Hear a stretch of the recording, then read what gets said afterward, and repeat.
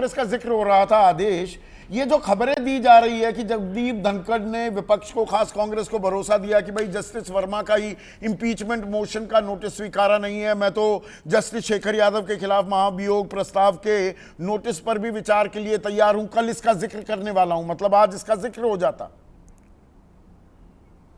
क्या इस तरह की बातें हुई थी?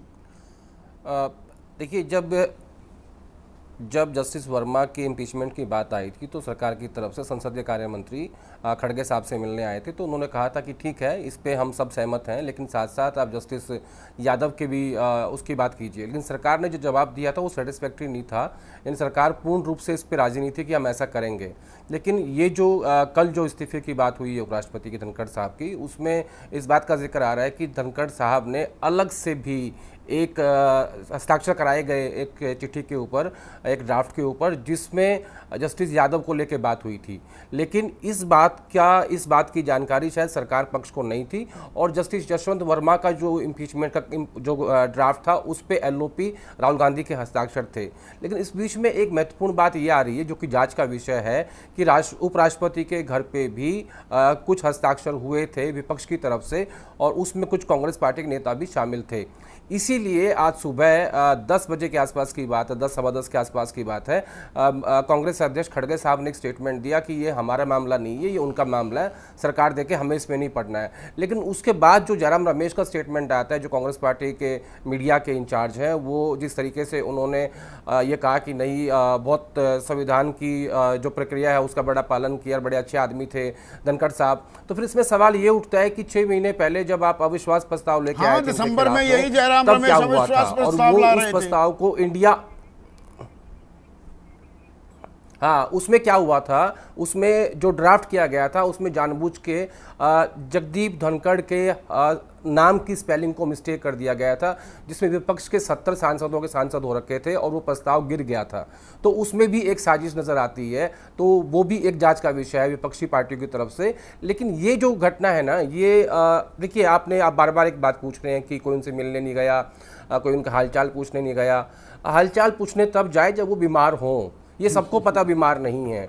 बीमार थे वो दिसंबर में, जब वो एम्स में भर्ती थे, फिर वो जनवरी में तो देते दिखते, वरना देशवासी नहीं देख आदेश, आम आदमी के सामने क्या संदेश? एक इंटरेस्टिंग बात बताता हूँ, बताइए।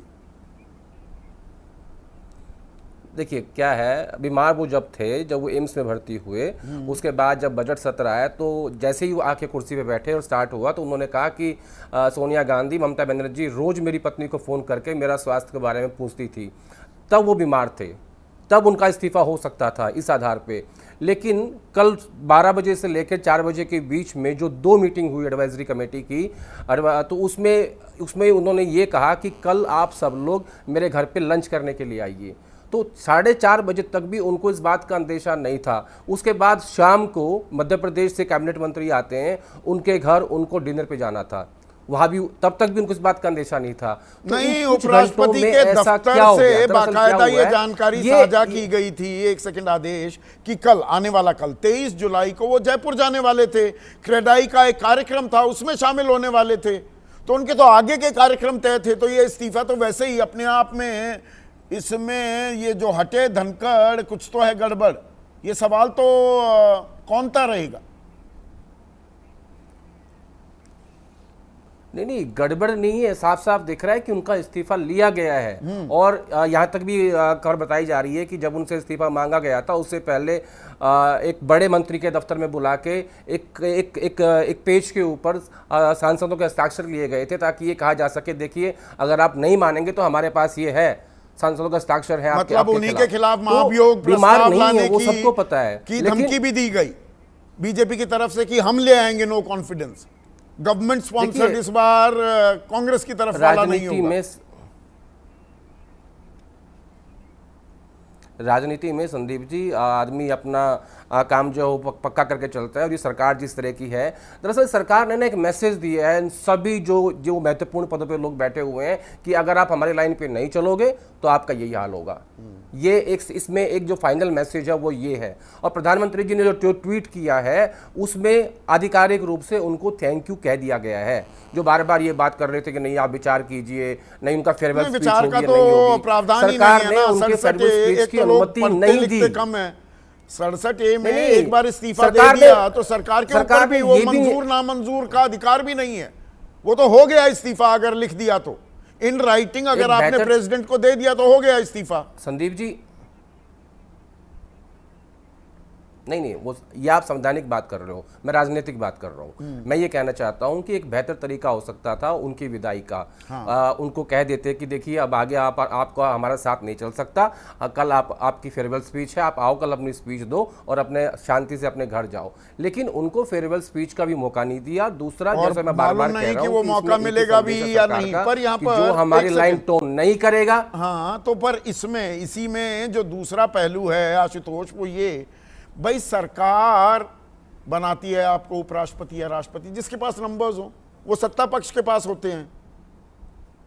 तो सरकार को अंधेरे में रखकर अगर आप विपक्ष के साथ कुछ सांठगांठ करेंगे तो ये सरकार को कैसे कबूल होगा और क्यों होना चाहिए?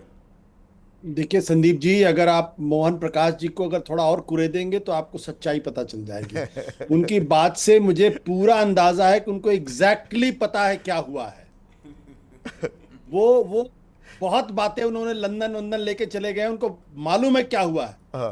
मैं एक बात आपको बता दूं कि ये अकस्मात कोई घटना नहीं हुई है। 2-3 दिन पहले की बात है, मैं कहीं बैठा हुआ था तो मुझे इस बारे में जानकारी मिली थी कि जगदीप धनखड़ जी बहुत ज्यादा आहत हैं, बहुत परेशान हैं, उनकी ईगो बहुत हर्ट हुई है और उनके साथ कुछ ऐसा हुआ है जिसकी वजह से वो उसको पचा नहीं पा रहे हैं। मैंने सोचा ये तो होता रहता है सरकारों के अंदर, कोई भी हो, जब नेता बहुत पावरफुल होता है, उसके पास बहुमत होता है, तो वो ईगो फाइट तो होती रहती है, नाक की लड़ाई वो चलती रहती है। हाँ। तो इसमें कोई दो राय नहीं है कि जगदीप धनखड़ जी और पार्टी के बीच में या सरकार के बीच के रिश्ते वाकई में खराब हो गए थे।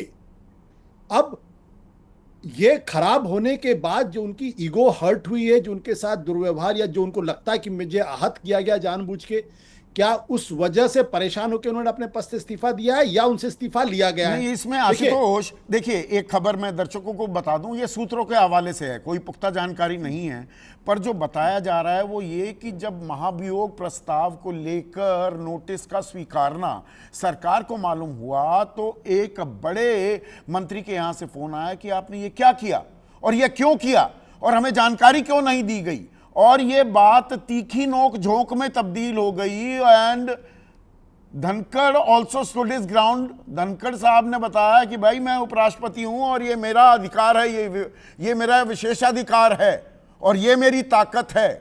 तो फिर बताया गया, फिर सरकार ने दरअसल अपनी ताकत दिखाई और 9/25 पर इस्तीफा देने पर मजबूर कर दिया जगदीप धनखड़ को।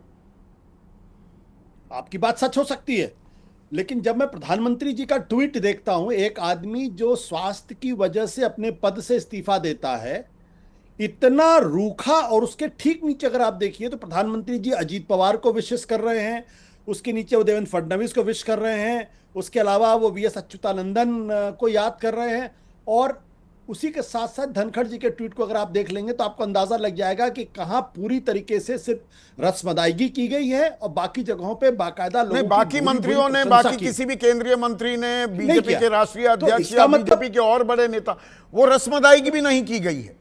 हाँ, तो इसका मतलब यह है कि कुछ बहुत गहराई में जाके कुछ गजब तरीके का कुछ चीज हुआ है जिसमें भारतीय जनता पार्टी पूरी तरीके से सन्नाटे में थी। प्रधानमंत्री जी को लगा रही है तो हो ही नहीं सकता, ये आदमी ऐसा कैसे कर सकता है जिसको मैंने गवर्नर बनाया, जिसको मैंने हुकुम सिंह पंवार हैं, ये सवाल लीजिएगा पीसीआर दोबारा से। हुकुम सिंह पंवार है हमारे दर्शक, वो स्वास्थ्य से जोड़ रहे हैं इस पूरी की पूरी राजनीतिक गतिविधि को। वो कह रहे हैं ऐसा लगता है कि स्वास्थ्य जगदीप धनखड़ का नहीं बल्कि लोकतांत्रिक प्रणाली का खराब हो रहा है। ये खराब बीच में वर्ड आप डालना भूल गए पीसीआर। देखिए बिल्कुल संदीप, एक बात हमको समझना पड़ेगा कि वो उपराष्ट्रपति थे, देश की दूसरी सबसे बड़ी संवैधानिक पद है, उसकी एक मर्यादा होती है, उसकी एक गरिमा होती है। आपको लाख लाख भी अगर आपके उनके साथ मतभेद हो तो भी उस पद का सम्मान होना चाहिए था। और मुझे लगता पर है कि सरकार उनके के पद साथ का आपको सम्मान कदम ताल नहीं। भी तो करनी होती है। आप वो अलग आफ्टर ऑल देखिए। सरकार जो चाहेगी, देखिए राष्ट्रपति भी जो संबोधन करती है वो सरकार से व्यक्त होता है ना। सरकार किन किन मुद्दों को चिन्हित करना चाहेगी, हाईलाइट करना चाहेगी, वो करना पड़ता है ना। ये भी एक हकीकत है। संदीप, जब चीजें पर्दे में होती हैं, झीलें पर्दे में होती हैं, तो उसकी गरिमा होती है। सबको मालूम है कि जो जो उपराष्ट्रपति बनता है, जो राष्ट्रपति बनते हैं, वो सारे के सारे सरकार के आदमी होते हैं। ऐसा तो नहीं कि भारतीय जनता पार्टी या कांग्रेस के किसी आदमी को उपराष्ट्रपति बना देगी या कांग्रेस किसी भारतीय जनता पार्टी के आदमी को राष्ट्रपति बना, ऐसा तो होता नहीं है। लेकिन मर्यादा क्या कहती है? मर्यादा और परंपराएं ये कहती हैं कि आप उस पद का सम्मान करते हुए झीले पर्दे में चीजों को रखें।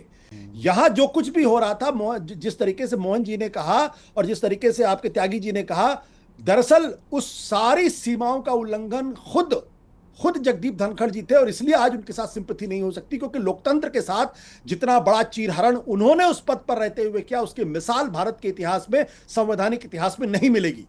इसलिए आज उनके साथ सिंपैथी बहुत लोगों की बहुत कम है। किस तरह से देख रहे हैं? सरकार ने एक सेकंड आशुतोष,